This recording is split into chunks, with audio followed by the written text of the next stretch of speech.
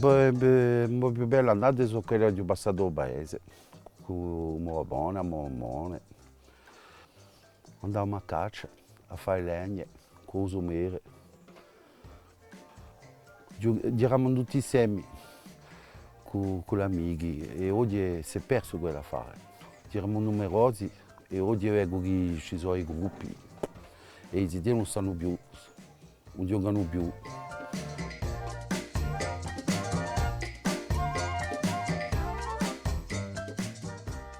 No, un rigrado nulla, nulla, solo un rigrado di oggi, perché oggi non è più così, non è più a Corsica oggi, non conosco più a Corsica io.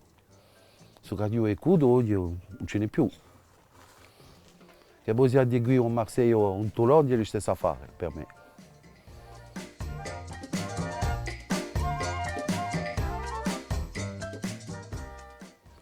Una zona andiamo, mangiamo.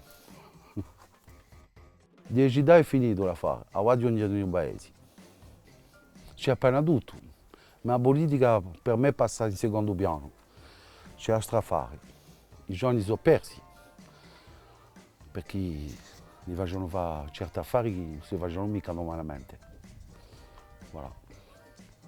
Voglio mica andare più lontano.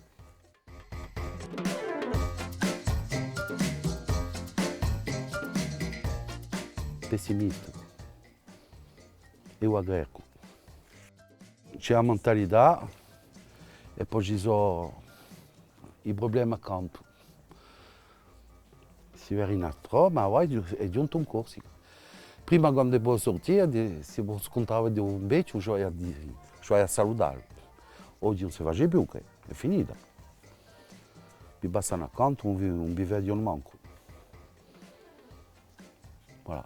E questi sono di un affare che non può mica andare, non è mica a Corsica. Non siamo mica stati arrivati così. E poi mi pare che i parenti lasciano correre i zidelli. E per questo non va mica da fare.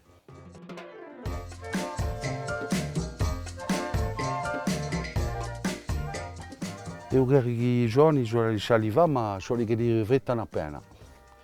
E che c'è la figlia, c'è che li vedono a giro.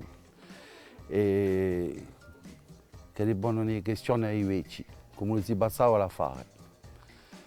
Non so se li sono capaci, ma ce la fanno, perché altrimenti la corsa si perde. E credo che ci andiamo veramente in furia.